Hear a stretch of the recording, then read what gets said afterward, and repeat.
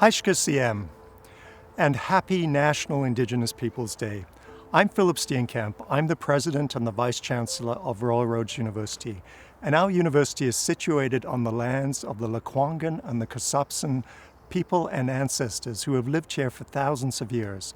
This place has been part of the fabric of Indigenous communities long before Hatley Castle was built, and it will be long afterwards as well.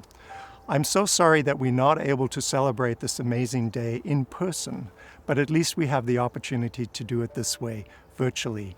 And I wanted really to extend my thanks to the elders, the old ones, the knowledge keepers, and all the partners who have made this a reality. So again, happy National Indigenous Peoples Day. Thank you. Creator Great Spirit, as we celebrate National Indigenous Day, we say thank you. Thank you for each family in each community. Thank you for our leaders in each community who guide us and support us, especially during these challenging days. Creator Great Spirit, we are thankful for our families, for our children, grandchildren, for our friends who walk with us, for our ancestors who were once here and who left teachings for us to follow.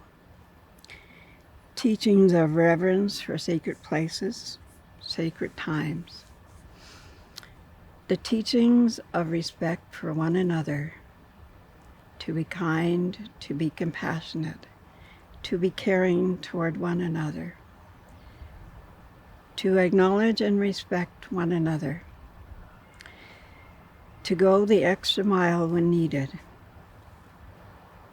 Creator Great Spirit, thank you for Mother Earth always providing for us the beauty and bounty. The beauty of the sun rising, bringing a new day. The gentle wind and gentle rain. The sound of birds singing. The sound of waves on a beach. The soothing and healing sounds of drums and song, resonating and touching our spirit to help us be strong and walk the good road for the sake of our children, our grandchildren. Xwsepsum. Hello, Premier John Horgan here. On National Indigenous Peoples Day, we honor and celebrate the rich histories, traditions, and cultures of Indigenous peoples. Together with Indigenous peoples, we have taken significant steps that are making a difference for people and communities right across BC. Things like revenue sharing, affordable housing, language revitalization, and working in partnership to transform the child welfare system so families can stay together. We're the first province to enact historic legislation that makes sure Indigenous rights are respected. And we continue to work with Indigenous peoples on an action plan that will guide our work together to implement the Declaration on the Rights of Indigenous Peoples. Today is a day we also remember over 150 years of historic injustices, many of which are still felt by Indigenous communities and echo in our systems and institutions to this very day. That's why we must all pull together and build a province where every person can thrive, have access to opportunities, and be treated with dignity and respect.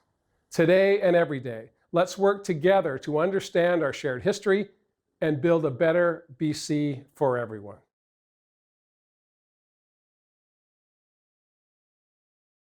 I'd like to thank you guys for having us here today. We had a Lekwungen traditional dance. Today we're going to be doing two songs.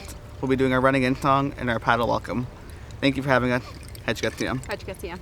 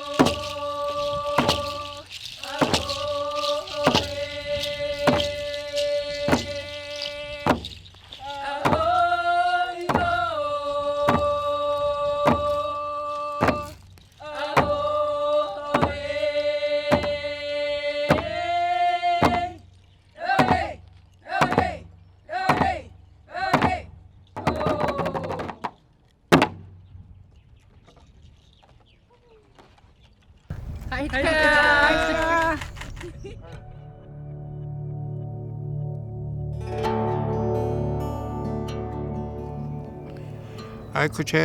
siya asa Xwsepsum Chilean Lekwungen.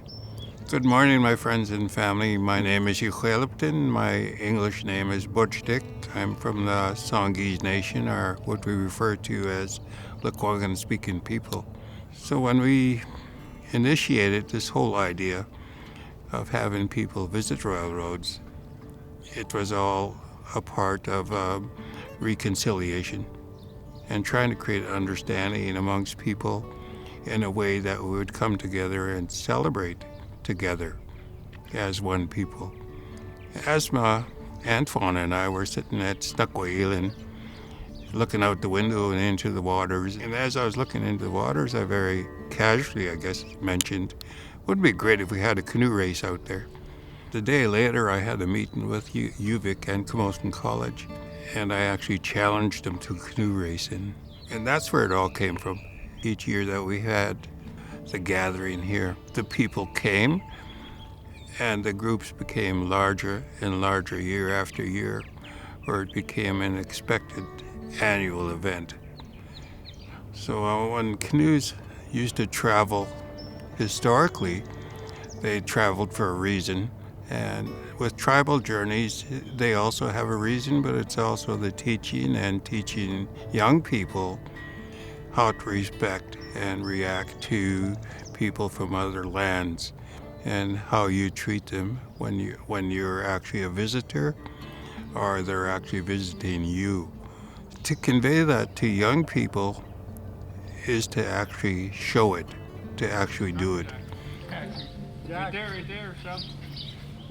Long ago, people used to visit this territory as a result of the herring harvest, which used to happen twice a year in this area. And people traveled here from all over the mainland in the United States and up island to harvest herring. And not only would they harvest, but they would also harvest a roe and smoke the herring on the beaches here. Lekwungen actually means the land of smoked herring. But with that in mind, it was usually promised that you would take only what your family could use and you wouldn't take more than that. And at times there was a gift exchange or a barter. They would acknowledge landing on this territory by providing some form of gift to the people of this area or to our people. So that's the story behind the tribal journeys, and it's a good story because it's a good teaching for young people that to travel by canoe means that you're actually collaborating with the people that paddle with you on the canoe. And there has to be a lot of teamwork in paddling a canoe, especially if you're paddling in open water. Not only is it very dangerous, but you have to know what you're doing. You can't just go out there and paddle into the ocean without really knowing that. And it all fits into reconciliation and creating understanding amongst people, because you come together just as we talked about, where you welcome people to your land, you make them comfortable, and you provide nourishment. And that nourishment is not meant to be, I guess, food, because you can nourish your mind and your heart also by meeting people and exchanging, I guess, just plain conversation.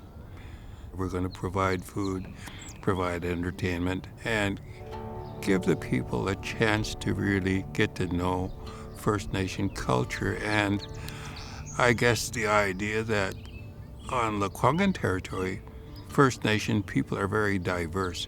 There's people from all over the island, all over Canada, as a matter of fact, and they come here to celebrate. And they come here to be recognized. So by showing that, we hope on a wider scope or lens that people would begin to talk about understanding what do you really know about First Nation people. But before they came here, they did have to learn what would happen during the landing of a canoe on a land that didn't belong to you. And the numbers just grew year after year, but the same practice was used year after year. And it was very important when they visited these shores that before you actually came to shore, you have to announce where you're from and can you come ashore and join the gathering. So you can see how important that is and how it relates to maybe everyone's home and how you make them feel welcome when they come to your door or they come to your shore. Hayakwa CMCA, I will see you again.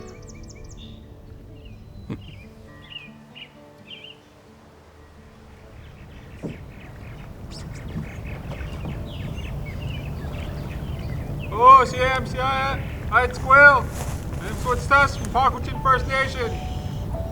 I'm here with my canoe family from Cowichan, Cowichan, Cooper, paddling through your beautiful territory of the Lekwungen and Esquimalt First Nations. Out of respect, we kindly ask permission to come ashore and visit Xwsepsum. Esquimalt CMCA. Asa Xwsepsum. Chilea San Lekwungen. ACM Nusjalita, ACM Nuswalakwa. Haishkwa Kwansana Techel Lekwungen Tanuk. Haishka CM Naquilia. My dear friends, we'd like to welcome you to the shore of Lekwungen, the land of Esquimalt and the Songhees Nation. Please come ashore and join the gathering. Haishkwa CM.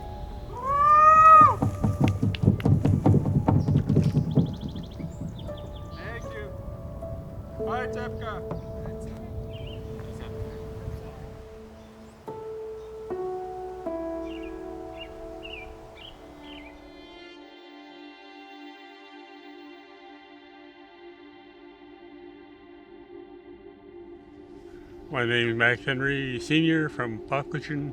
I'm Max Henry Jr., Xwsepsum, their traditional name. Carry my father's traditional name.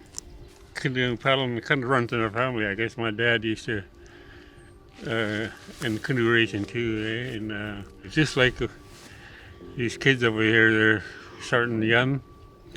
That's how I started too. I had a canoe that was 49 feet long, so I had to learn how to make my own paddle, say, that was for canoe racing though.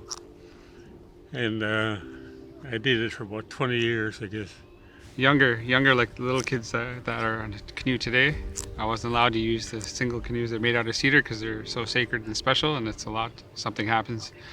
So my older brothers, they'd go on a canoe and I'd have to comb the beach and find a log that would hold my weight and a stick to paddle while they're out training for races. Because the cedar we use, it cracks easy, eh? When he was young, then we didn't want him to use it. He had to learn how to paddle on that on a log, saw log. I transitioned a little bit from the traditional racing canoes and moved to a journey canoe, ocean going canoe, and I do a lot of youth programming with it and cultural sharing and cultural team building. And my parents' original vision was to have a safe place in the community to teenagers to hang out for a positive outlet, to paddle, play sports, and the main reason is just to keep us busy. Now I'm teaching the youth to get them off the devices, the video games. Normally we would do a canoe journey or we'd spend the whole day easily on a canoe and just playing. And now I'm teaching my oldest boy, and he's learning how to skip now, and he's going to do everything and just carry that family teaching on and respect the water, and you'll be safe on the water as long as you have a clear mind. So that's kind of where we're at today. I have Roger, my older brother Roger, with me because he balances things out and he looks at things from a different point of view when we're on a 10-day canoe journey, right? And we can manage everybody's personalities and make sure everybody's safe and fed and stays together. So the youngest is 7, and then we have a few 10 and 11-year-olds, and it was their first time today on the canoe. So it's very sheltered in the water. It's beautiful territory, so it's ideal for them. Paddling the traditional highway of the ancestors is really important that the youth know that. I heard stories of my great-grandma paddling, loading to go trade down in the States, down as far as California, and you'd be gone 2 or 3 months at a time. And you think about that, and you wouldn't be able to pull up your phone and look at the app and see what the weather's like. You know, they kind of look at the clouds and look at the trees.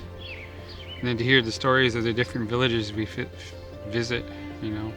We're paddling through a territory, you know, you sing a song, and when people hear that song, it lets you know where you're coming from. Thank you. It's great to be here today. Haichka, look forward to being a part of this, and look forward to seeing you everybody soon. So, Hatsepka.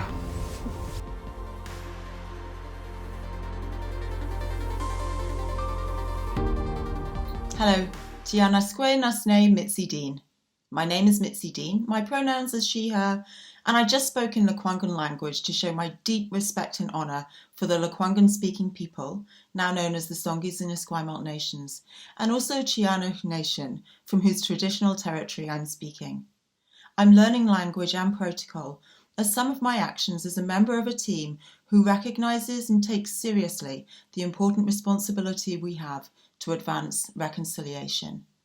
I'm looking forward to celebrating National Indigenous Peoples Day, even though it will be very different this year.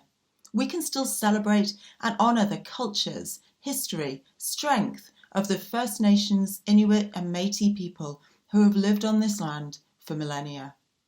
The theme this year is Art as Culture, which is an important reminder of the significance of art in our communities and our lives. By imagining, creating, performing, and sharing art, we keep culture alive for generations ahead. For National Indigenous Peoples Day, let's all celebrate and share Indigenous arts, culture, and heritage. Haichka.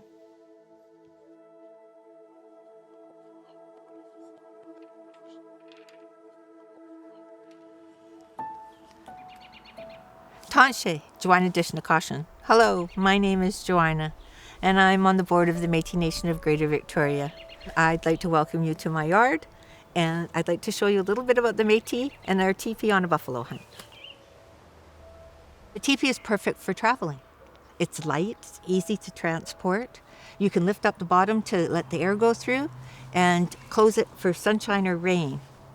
When you're setting up the teepee, there's 13 poles, and each pole has a meaning. So when you're putting the poles up, you think that thought, and it's good thoughts. So that when you enter, you feel good when you're in the teepee. So a lot of people, when they go inside a teepee, they're surprised to see a fire in the middle. The smoke is drawn up right out the very top of the teepee. If it does get smoky, you open it up really wide.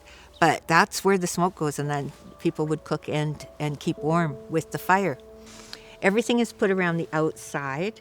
So there's furs and there's blankets and fiddles, sashes. The furs, of course, are what the Métis are famous for. And beaver. Beaver was the fur that was mostly traded.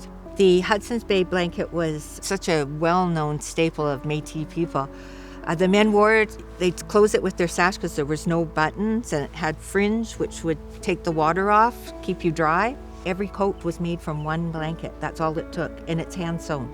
The sash you see most often is a red sash, but not all sashes were red. They were all handmade, and it would take over 200 hours for a Métis woman to make that sash out of a waxed wool, a waxed thread, and they were sometimes waterproof. But the sashes weren't as short as they show nowadays. They were actually really long. One man would hold it, and the other man would roll up to get it done up, and then they would tie it, and they didn't have it hanging long like we do nowadays. They would have it actually quite short, so when they were paddling, it didn't get in the way. So the flags, you'll see that there's a red flag and a blue flag. The red flag was the Métis' first flag. And this flag was also the first flag flown in Canada, what we now call Canada, without another country's emblem on it. Hudson's Bay was red, Northwest Company's colors were blue. They amalgamated and we just use the blue flag now, but the red flag was actually the Métis' first flag. So the outside of the teepee now is canvas, but a long time ago it would be made out of the buffalo hides. It'd take about 8 buffalo hides to make the teepee, and it would all be sewn together. It would be heavier than carrying the canvas, but then it would go in the Red River cart. And the Red River cart is what the Métis used to take everywhere. It was made with no nails, all wood, You could use no grease on it, so it made a terrible sound, which would wear out the axle. So they would take more than one axle with them all the time. And the Red River cart's wheels were made so that they curved, so that when they took them off to go, when they get a river, there's no bridge, and they would cover them with the skins, it would make a boat, and they could float their stuff across, and then put the cart back together, and then go again. The last recorded buffalo hunt had 1,200 Red River carts. So when the Métis would go on a buffalo hunt, everyone would go, the whole family would go. The buffalo is not a flight animal. It will not run like a deer, go and never come back. It will turn like that, go 40 miles an hour at you.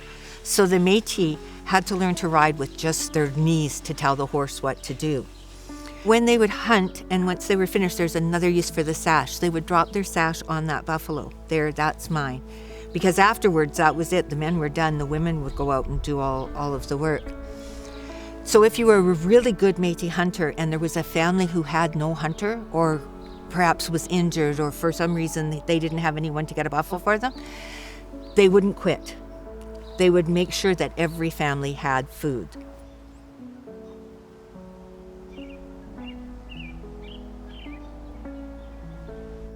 I was born in Prince Albert, Saskatchewan, and moved to Vancouver Island when I was 6 months old, and I've lived here ever since.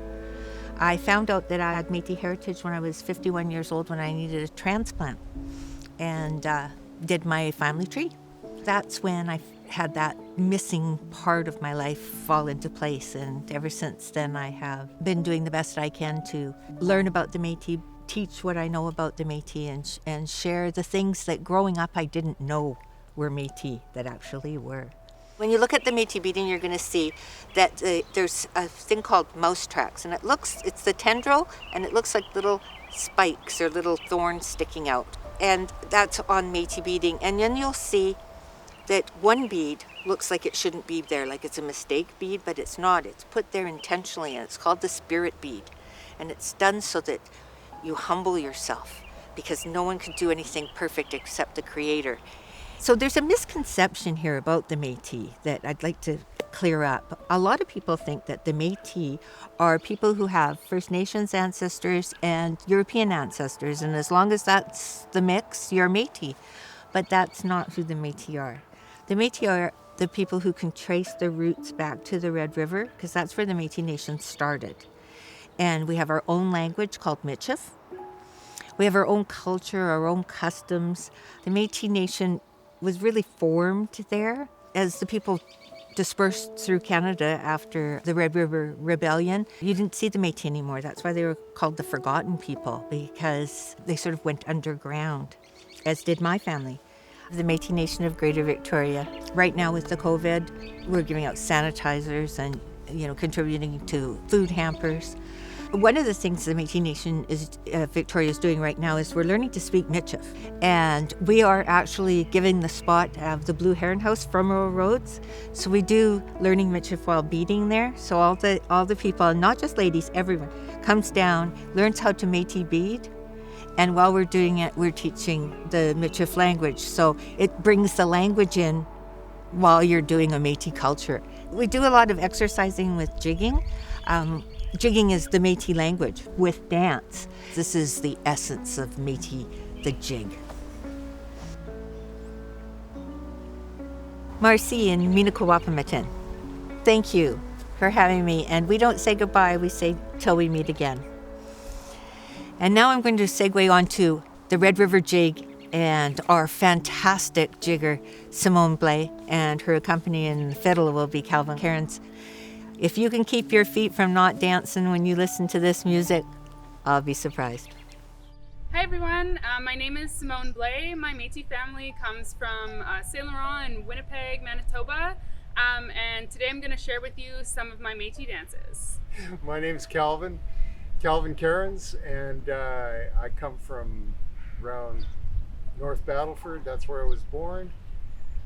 Learned a lot of fiddle from Gilbert Anderson, the great Métis player from Edmonton, Fort Edmonton. So we do a little Red River jig, Gilbert Anderson style. Yeah, great to be here. Absolutely. Looking forward to it, Simone. Me too, Calvin. All right.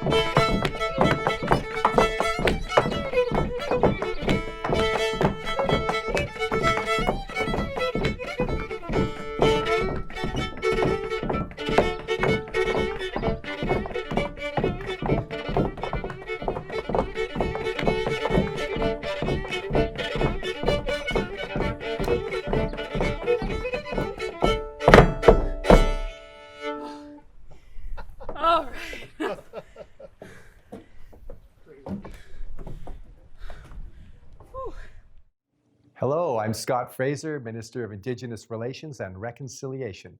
It's a great honor to be sending greetings to the people of Victoria on this important day, National Indigenous Peoples Day.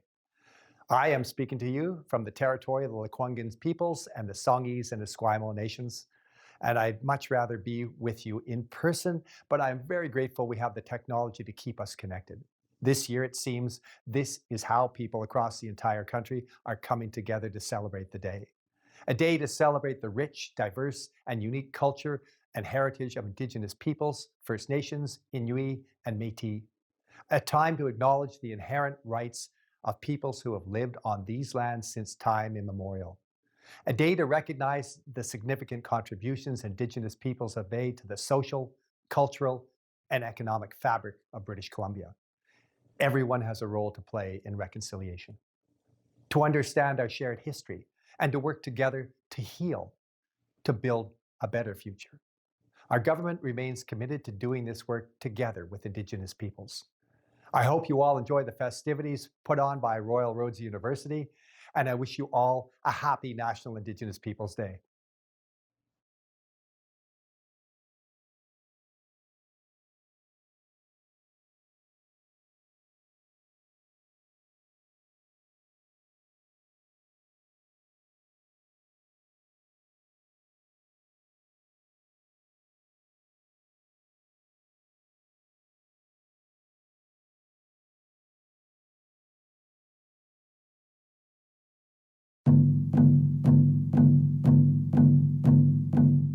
Hannah has been training in jiu-jitsu since she was 8 years old, and even though she has scoliosis, she's taken home a handful of medals from tournaments all over the world, including a gold medal from the World Championships.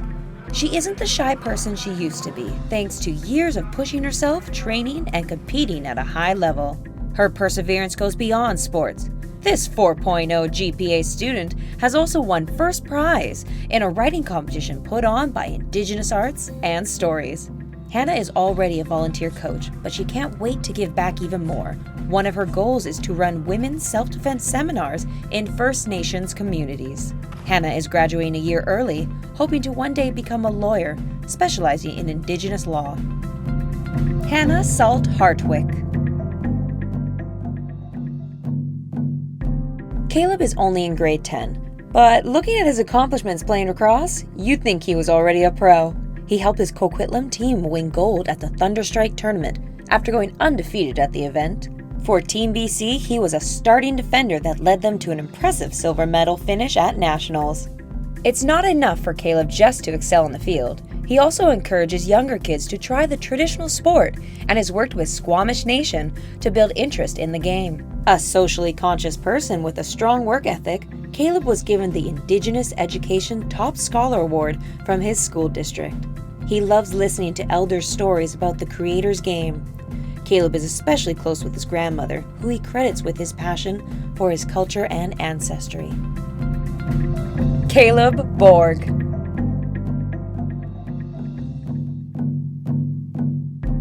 Emily's talent playing volleyball earned her a silver medal at the provincials and a coveted spot on the national team.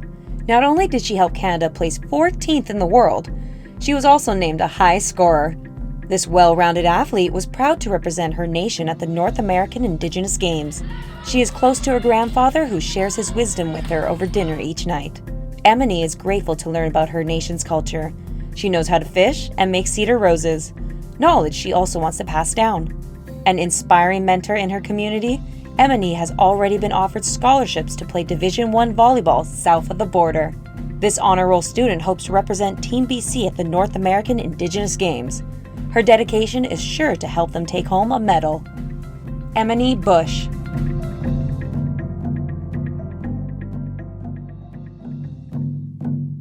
Jonathan is a natural-born athlete with a long list of achievements in soccer, basketball, and volleyball. He led his rep soccer team to gold at provincials, the first team from Vernon to take home the top prize. He's been singled out as an MVP many times in multiple sports. Jonathan was named the top athlete at his school, but he cares most about what he can bring to the court or field for his teammates. Not only is he a volunteer coach to kids in the community, he also mentored 2 Indigenous players who then joined a basketball team. Jonathan is close to his family and is proud to represent his nation's culture through hoop dancing. This compassionate honor roll student has raised over $1,500 for the Ride to Conquer Cancer and wants to empower other Indigenous kids to join sports alongside him. Jonathan Fraser Monroe.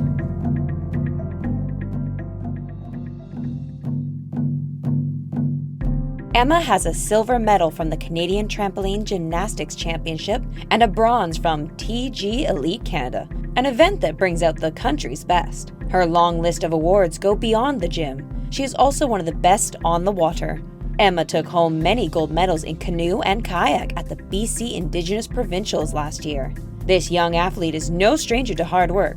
On top of training 20 hours a week, she is a leader at her school and helps exchange students from around the world. An honor roll student, Emma is also a level 2 gymnastics coach. Taking pride in her ancestry, Emma hunts and fishes with her family and loves traditional painting and beading. She plans to take up jig dancing, in between excelling at school and nailing those effortless landings on the mat. Emma Gurton.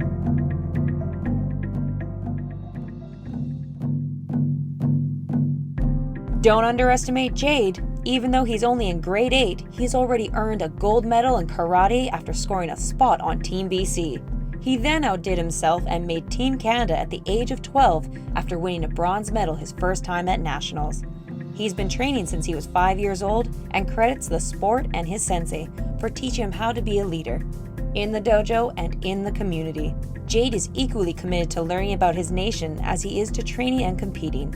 He's been salmon fishing his whole life and has learned how to pack and clean the fish in the traditional way alongside his family. Last spring, he was proud to participate in a 5-day manhood ceremony. Jade can't wait to represent Canada at the next World Championships. Jade Wynn.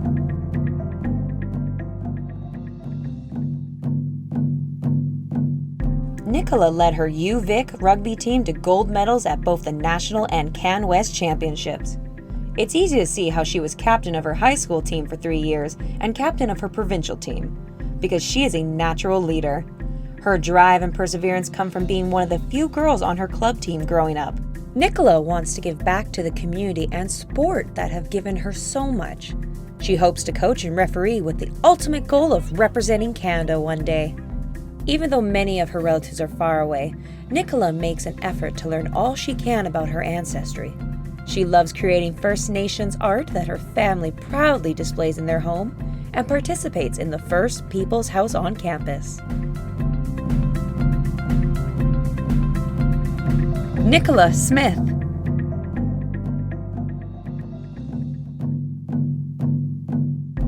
It's hard to believe Lando only started karate 3 years ago, because he's already won a gold at provincials and a gold at nationals. After receiving his brown belt, he didn't look back. Lando qualified for the World Championships held in Europe last year. But this karate champ had his share of obstacles. Lando has ADHD, which he manages through workouts, training, and spending time helping his family. He even went on a school tour in northern BC, sharing his story and hoping to inspire other kids to conquer their own challenges. Lando is very connected to his nation. He participates in cultural and literacy camps within his home territory each year. He also helps his family fish for winter, especially his grandmother, because he values his relationships with his elders. Lando Ball.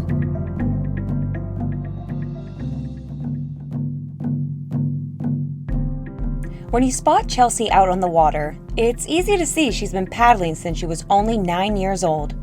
At the North American Indigenous Games, she took home a medal in every event she raced in, a gold, silver, and bronze.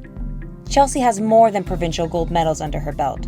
She helps raise money for food banks and teaches powwow dancing in her community. A born leader, Chelsea sits in the bow for the U16 Rainbow Canoe Club.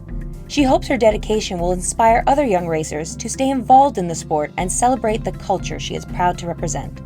One day, she hopes to become a police officer, but right now she's training hard, running 10K a day with her sights set on the 2020 Indigenous Games. Chelsea Gray.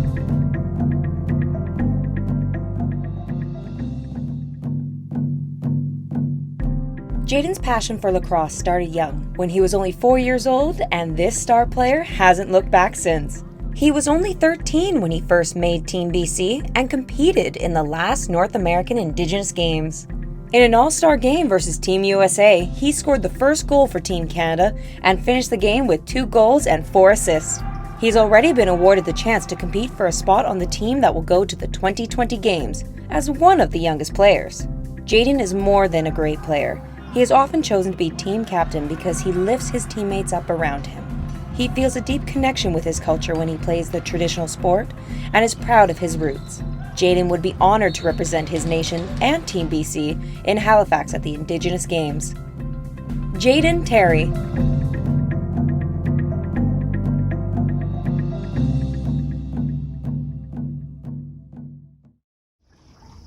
I would like to acknowledge the territory of the Coast Salish people. My name is Shine Tinoco, and we are here at my home in Victoria, British Columbia. We are the Coming of Age program, and I am Cowichan and a quarter Mexican. Happy Aboriginal Day of 2020. We are with you in spirit. Haichkasiem.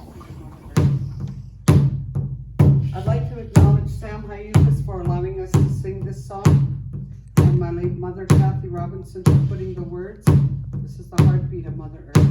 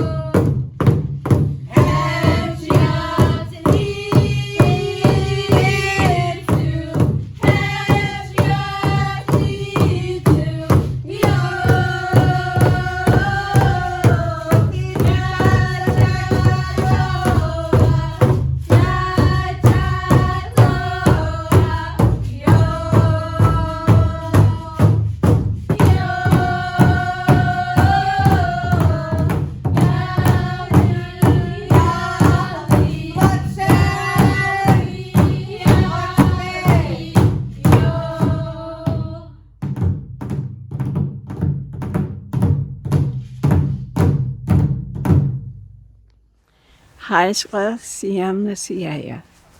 Hayakwa CMCA. I will see you again. Chimigwech, I want to say a huge thank you for having me here today. It's been a pleasure to share my Métis culture with you all. Haichka, we'll see you again. Haichka, we'll see you soon. OCM, all my relations. On behalf of the Lekwungen traditional dancers, I wanted to thank you for this opportunity, and we'll see you again next year. Marcy and Minakawapamitin. Thank you for having me, and we don't say goodbye, we say till we meet again. Thank you so much, and I say to all my Dene friends in the Northwest Territory, Masi Cho, and to my Chilcotin friends, say channel ya. I miss you all so much. I can hardly wait till all of this is over. I see you again. Garamila Mahagat. Haishka Siem. Thank you. See you next year.